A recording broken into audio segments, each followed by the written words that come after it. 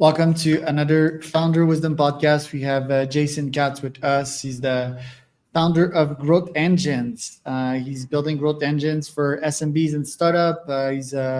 He's into performance marketing for e-commerce, hospitality, real estate, and CRM tech stack implementation. He's in New York City. I'm in Oaxaca, Mexico. And Jason, welcome to this podcast. Tell us a bit more about yourself and what you're up to.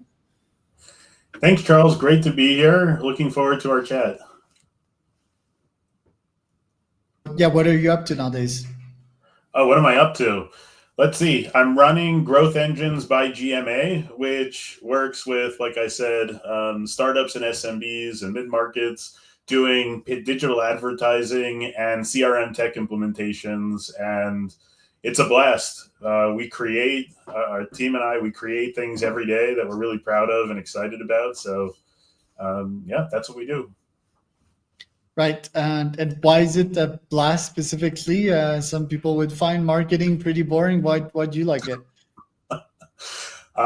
We are technical geeks. We love it. Let's see, the kind of direct response marketing that we do, it's the kind of marketing where you can acquire 500,000 customers in 6 months.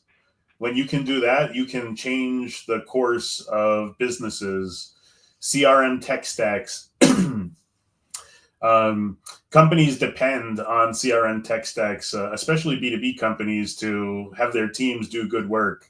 70% of those fail. So we have a process where they work really well and teams can be successful. So seeing teams be successful is very exciting. And then with digital advertising, millions of dollars being spent to let new customers know about products in B2C businesses. And, with that much on the line, companies, again, their success very much depends on the results of these programs. So being able to set up really solid programs, great conversion tracking, and remove some of the chaos from the market and the external factors and really have them take control of their destiny, that's very exciting to us. So creating 500,000 customers, like how is that even possible? What niche was that? And tell me about that one specifically. Sure. So for that one, that was by no means a niche. That was where I started my career. That was at American Express. And we had to decide whether to, we were working with Delta Airlines. They merged with Northwest Airlines. And US Bank didn't want to say, American Express, here, just take my portfolio, which is a large percent of revenue. So I was a recent MBA graduate, and I did a modeling exercise to figure out, should we buy or build this portfolio of customers? I recommended building, which turned into a full-scale marketing arms race. So we built a targeted offer engine in American Express owned channels. We integrated directly into Delta channels. And then we navigated a massive customer database to fuel personalization. So the three of those things, they were huge. They took armies of people at American Express to get those done. But, by lining those up correctly, that's what yielded the results that I was talking about, the 500,000 customers. And, on the challenging side, the response rates were so high that they actually shut down a call center. So, you take the good and the challenges and you learn from it. But it was really special to get more campaign execution done in 6 months than, companies can do in 6 years. Right, but it's all about the offer, right? Like American Express, they're selling money, free money in some cases, right? So it's like, hey, do you want more credit? Was that like the kind of offer? Well, there for Delta, it's all about Sky Miles, frequent flyer miles, about elite qualification miles. So yeah, you can't just make it up. And they had the currency through the partnership with Delta Airlines to offer the most valuable currency to the card members. But there's art in how you do that. Some people care about getting the elite qualification miles, getting into first class, getting into lounges. Some people just care about getting enough miles so that they could redeem. And some customers just want a good rate on their card. So you need to think really carefully about each of those, what customer wants, Think about what levels you're going to do, because the profitability matters when you're operating at that large of a scale. And we're talking about, I mean, American Express, they have 60, 70,000 employees worldwide. We're talking about massive amount of company revenue, and the Delta card was a really important piece of that revenue. So there was a lot at stake. There was a lot of pressure on my shoulders, on the team shoulders that I was working with, and on the leaders' shoulders who, had this program in place. So yes, we can say it's, give away money, but there's a lot at stake. You can't pull that all off without a lot of thoughtful strategy and execution. Yeah, it's like great offer meets great distribution, right? Like that's often what I tell my own clients. You are also at Shutterstock. And how was Shutterstock in 2017? I think the demand was still pretty high for stock photos back then, right? Yeah, I mean, Shutterstock was great. We were in the Empire State Building, working with some of the best and brightest in tech, and it was very exciting. There, we went really deep into CRM there. I was the head of martech at Shutterstock, and Shutterstock had incubated a lot of businesses and acquired a lot of businesses. So effectively, I was managing about a dozen to 24 different tech stacks at the same time, and CRM being a core piece of what was in the middle of all these tech stacks. So I had always managed those throughout my career, but that was at a whole different scale. And same thing. This is, it's a global customer base. So, the stakes, again, they get higher when you're solving all those riddles and building roadmaps, but you're doing it for a massive company. And nowadays, you work with real estate clients, hospitality clients. Like, what do you do different from all these other agencies when you start working with a client? Do you analyze their existing CRM? What's your methodology that has generated that much more different results than other agencies? So let me break down that question into two pieces. So when we work with a CRM client, oftentimes they are tech companies that are growing quickly. They have product market fit. They have products that the market wants. They usually have teams of, at least 20 to 50 employees. And they often tell us, we have a data mess. We hate our CRM. We hate this team who we need to do handoffs with. They have real issues with with their CRM. So what we do is we come in, we meet all the key stakeholders, the ones who are generating the revenue, the ones who are dealing with the deep operations of the business, and we map their entire company in a flowchart. I don't know if you've ever seen or thought about seeing your whole company in a flowchart, but it's really eye-opening. We geek out on it. Most people who we work with, they don't care. In the beginning, they flowchart, but they sort of trust in our process. And then we come back to them and we show them the flowchart and exactly where the root causes are for all of their issues. And we show them their company in a different way. They can see the root causes of all of their pain points. And then we can show them the solutions that'll fix that and make work a little bit easier. It's hard to scale these companies when you're thinking about 20, 30, 50% year over year growth. There's a lot to deliver for these companies. And we find that a lot of these really talented employees are incarcerated by the technology that's supposed to be enabling them. So we flip it on its head. We make the technology serve them. And at the end of the projects, we generally get the same reaction from all of them. They say, this is great. CRM's always been crappy throughout my career, but now it actually helps us. And in a lot of these instances, companies were thinking about hiring 5, 10 employees to expand nationwide, to expand into another product line. And because of the work that we're doing, they don't have to do that. It's much easier for all the employees to do their jobs. So we've got that process locked down, and we see results like service tickets. They get the completion rates within 24 hours are up north of 97%. the speed at which they're able to quote and send proposals out is 10x what it used to be. The license costs, they're going down to half of the cost of what they used to be, even though it's a much more powerful solution. So it's exhilarating. We really enjoy that work. The clients are really appreciative, which is very rewarding. The real estate side is totally different. On the real estate side, while they have CRMs that need to work well, we are often doing advertising for the real estate companies. And for the real estate companies, they usually say to their marketing teams or their agencies, give me leads. I want leads. Give me more leads. Give me cheaper leads. But leads doesn't mean revenue. Just because someone fills out a form doesn't mean that they're going to become a new resident or a tenant in these buildings, co-working spaces.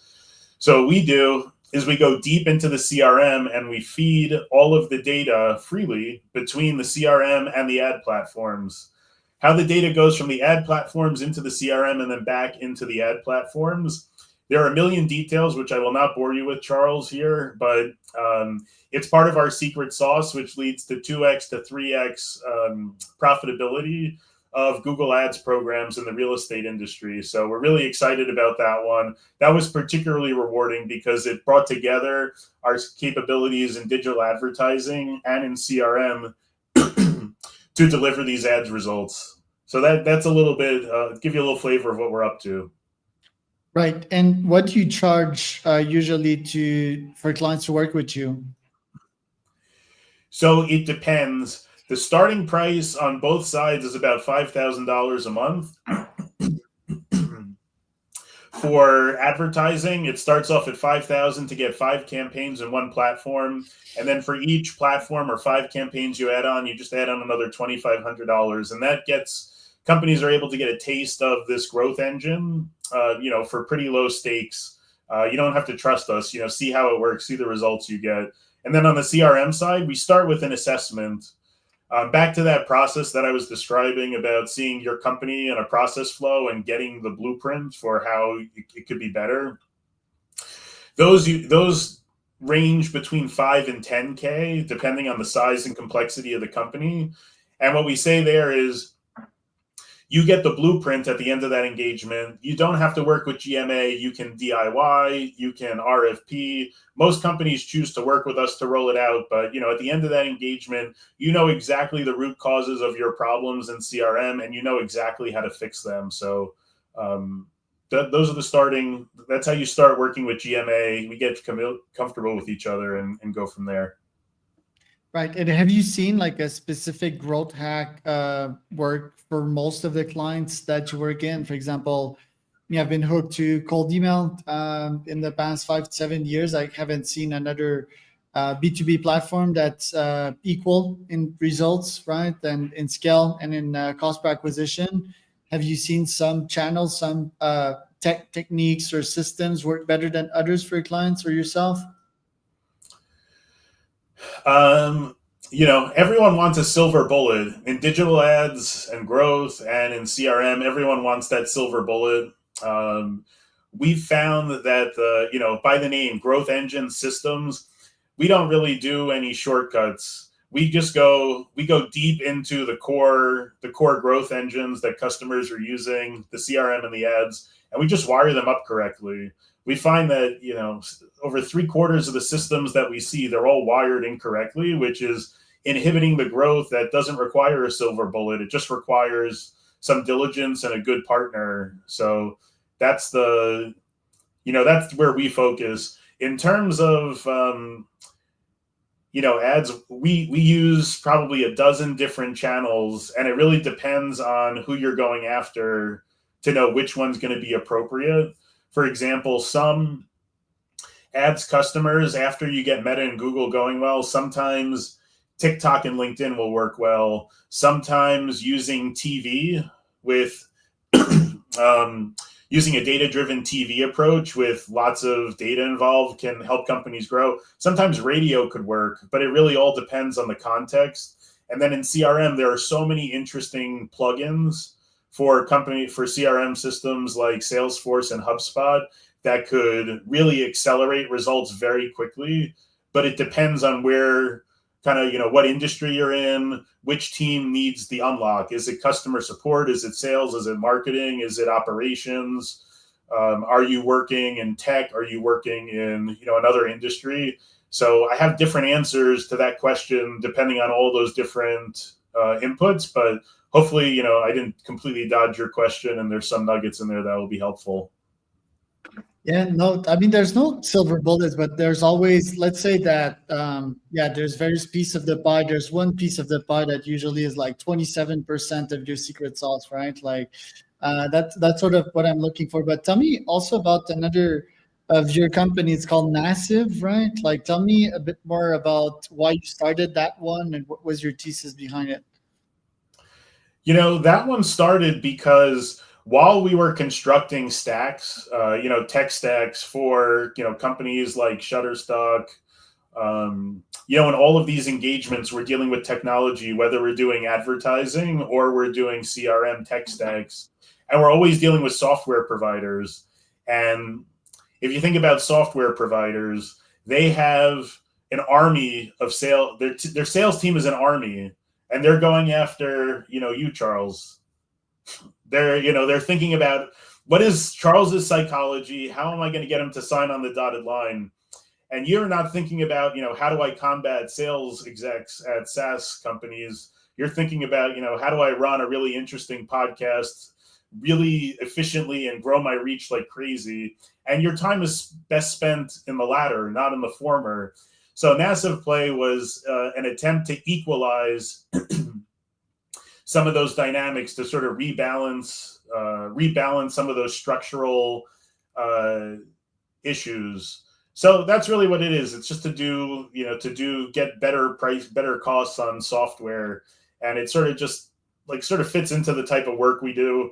We find that if you architect the CRM tech stacks and the martech and ad tech really well, you can get tremendous savings if you just think about what you need better. So it kind of all fits together, and that's why Massive came into the mix.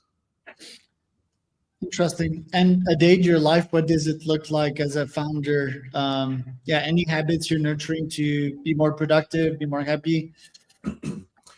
Yeah, so we use ClickUp religiously. We do sprints. Everyone from the team is operating in ClickUp. We have sprints. We look at utilization scores, completion rates, where we're spending our time. We say we build growth engines for our clients, and we treat ourselves like a growth engine. How our time is spent. We are methodical. We are diligent, and we're constantly improving the process. Our dashboards are awesome. They have all this terrific metadata. Again, to geek out with you here, our tags, our priority, we slice and dice it so many different ways, and it just helps us keep getting better and better. And we want to walk the walk here. We don't want our clients to just do well. We want ourselves to do well. We want to sort of be authentic through and through. Love that. And what are your top goals for this year? What do you want to achieve? So we had a big moment where we realized instead of delivering great ads programs and CRM tech stacks, we're building growth engines, we're building systems. So we decided the mission of the company is going to be to have every company needs a growth engine. We want every company in the world to have a world-class growth engine. Doesn't have to be, as large as American Express and Shutterstock. It can be an emerging one that a startup might have, but we want every company to have one.